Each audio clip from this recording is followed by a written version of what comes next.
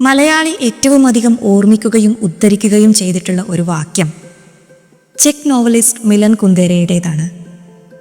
അധികാരത്തിനെതിരായ മനുഷ്യന്റെ പോരാട്ടം മറവിക്കെതിരായ ഓർമ്മയുടെ പോരാട്ടമാണ് എന്നതാണ് ആ മഹാവാക്യം.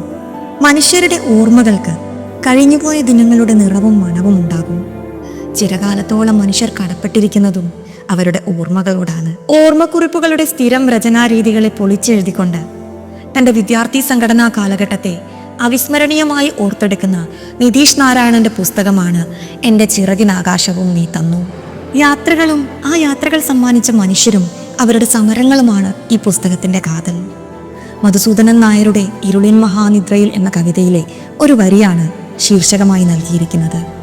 ആകാശമായും ചിറകായും മാറുന്ന രാഷ്ട്രീയ മനുഷ്യരുടെ പ്രതിബിംബമാണ് നമുക്ക് ഈ പുസ്തകത്തിൽ കാണാൻ കഴിയുന്നത്. മരണത്തിൻ്റെ വേദന അറിഞ്ഞവരാണ് ഞങ്ങൾ.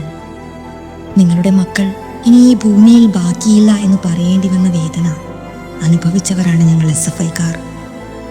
നിങ്ങളുടെ നെഞ്ചിനുമേൽ ഒരു മഹാപർവ്വതം വന്നു പതിച്ചാൽ ഉണ്ടാകുന്നതിനേക്കാൾ കനം നെഞ്ചൽ അനുഭവപ്പെടണമെങ്കിൽ ഒരമ്മയോട് അവരുടെ മകൻ ഇനി തിരിച്ചു വരില്ല എന്ന് പറയേണ്ട അവസ്ഥയിലൂടെ കടന്നുപോയാൽ മതി. മനുഷ്യൻ എന്ന സാമൂഹിക ജീവിയുടെ രാഷ്ട്രീയ ബോധ്യത്തിന് മനുഷ്യത്വം എന്ന് തന്നെയാണ് പേരെന്ന് ഈ പുസ്തകം വീണ്ടും വീണ്ടും നമ്മെ ഓർമ്മിപ്പിക്കുന്നു.